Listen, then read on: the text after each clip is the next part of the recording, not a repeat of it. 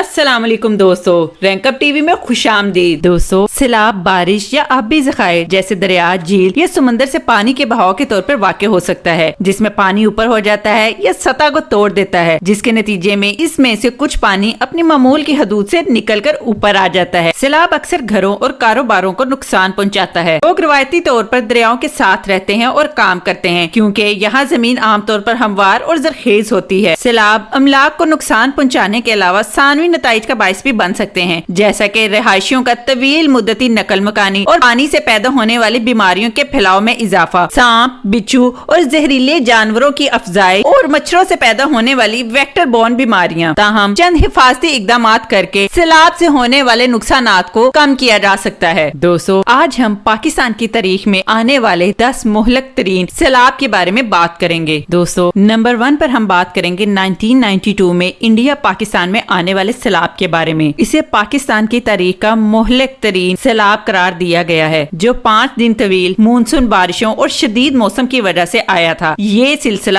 7 September 1992 کو شروع ہوا۔ North Pakistan, Azad Kashmir, FATA, Indian Punjab اور جموں کشمیر شدید متاثر ہوئے۔ پہاڑوں کے قریب لینڈ سلائڈنگ کی وجہ سے کئی لوگ زندہ دب گئے۔ پنجاب کے وہ حصے جس کی سرحدیں آزاد کشمیر یا جموں کشمیر کے ساتھ ملتی ہیں، ان کو اپنی معاشی تاریخ میں زراعت کے شعبے میں بھاری نقصان اٹھانا پڑا۔ اس سیلاب کے دوران متاثرہ علاقوں سے 33 لاکھ افراد کو محفوظ مقامات پر منتقل کیا گیا۔ ابتدائی رپورٹس میں 900 سے 1000 افراد کے درمیان مرنے والوں کی تعداد بتائی گئی، جبکہ 1000 لاپتہ الگ ہیں۔ اس شدید سیلاب سے 2500 افراد ہلاک ہوئے، جن میں 296 پنجاب سے تھے۔ 9.3 ملین سے زیادہ لوگ متاثر ہوئے اور 3.5 لاکھ خاندان بے گھر ہوئے، جن میں پناہ گزین بھی شامل ہیں۔ پاکستانی حکومت کی ایک رپورٹ میں کہا گیا کہ شمالی پاکستان کے 12,672 گاؤں بہہ گئے، 1,60,000 مویشی ڈوب گئے اور 80% پل اور سڑکیں مکمل طور پر تباہ ہو گئیں۔ اسے پاکستان کی تاریخ کا سب سے مہلک سیلاب قرار دیا گیا تھا، جس نے اس وقت کی ایک اندازے کے مطابق $1 ارب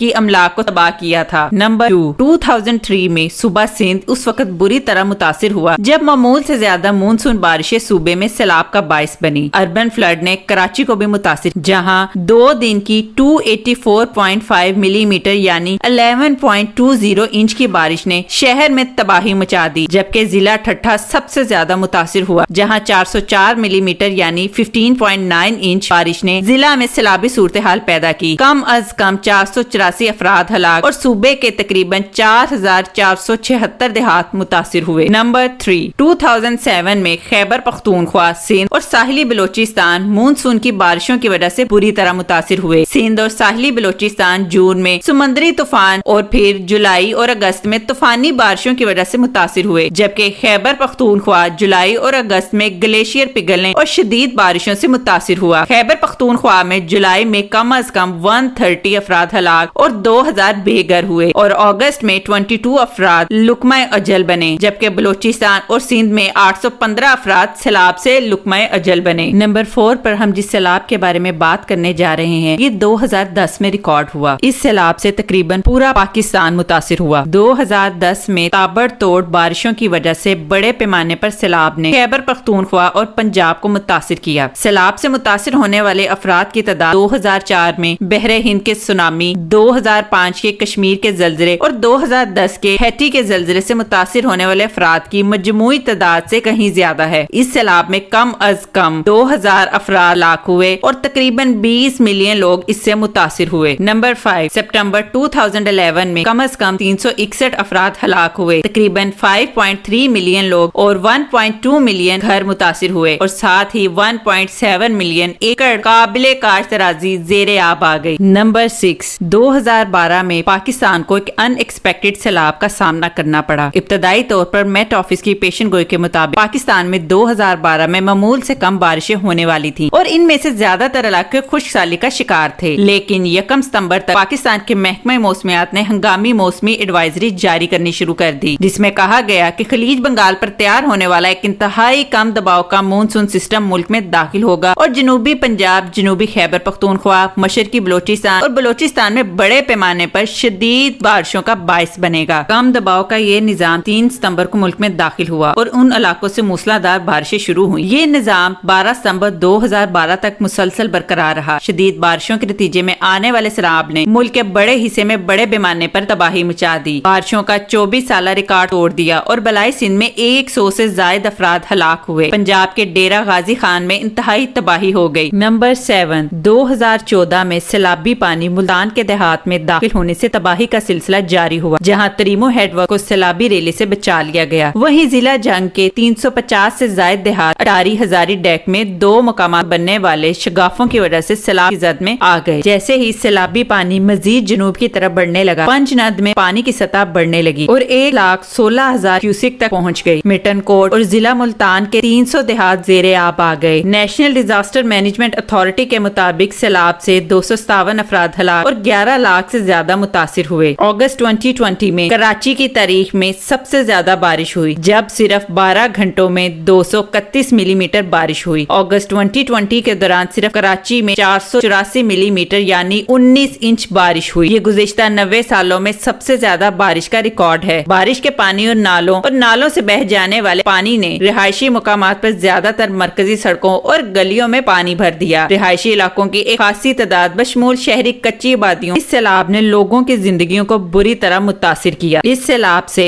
20 लाख से ज्यादा लोग मुतासिर हुए और 68,000 रिहायशियों को रिलीफ कैंपों में पनाह दी गई। जिला दादू के 109 देहात फंस गए। मीरपुर खास और थरपारकर में तूफानी बारिशों से 80% से ज्यादा फसलें तबाह हो गयी। नंबर 9, 28 जुलाई 2021 को इस्लामाबाद पाकिस्तान में बादल फटने के बाद तेज बारिश शुरू हुई, जिससे वफाकी दारुल हुकूमत के कई इलाकों में सैलाबी सूरत-ए-हाल पैदा हो गई और 2 अफराद हलाक हो गए। G12, F10 और E11 सेक्टर्स में सैलाब से कई गाड़ियां बह गईं। सेक्टर E में घरों और प्लाजों के तय खानों में पानी दाखिल हो गया। इस्लामाबाद में जाती वेदर स्टेशन पर 116 मिलीमीटर बारिश रिकॉर्ड की गई। नंबर 10, दोस्तों अब हम एक डेडलीस्ट फ्लड 2022 कोयटा के बारे में बात करने जा रहे हैं। 4 जुलाई 2022 की सहपहर कोयटा में मूसलाधार बारिशों और सैलाब का आगाज हुआ। सैलाब से अब तक कम से कम 77 अफराद हलाक और मुतअद्दिद जख्मी हो गए हैं। इसने सरियाब और ईस्टर्न बाईपास समेत कई शहरों के इलाके भी मुतासिर किए हैं। कई इलाकों में बारिश का पानी घरों में घुसकर रिहाइश के काबिल नहीं रहा। 300 से ज्यादा खानदान बेघर हो चुके हैं। रिलीफ कमिश्नर सूबाई डिजास्टर मैनेजमेंट के मुताबिक बारिशों के बायस कोयटा को आफत ज़दा इलाका करार दिया गया है और हंगामी हालत जारी है। अल्लाह ताला हम सबको इन आफतों से बचाए, आमीन। दोस्तों अगर वीडियो पसंद आए तो लाइक और शेयर करें, चैनल को सब्सक्राइब करें और बेल आइकन को हिट करना बिल्कुल मत भूलिएगा, ताकि आने वाली वीडियोस की अपडेट्स आपको मिलती रहें। शुक्रिया। अल्लाह हाफिज।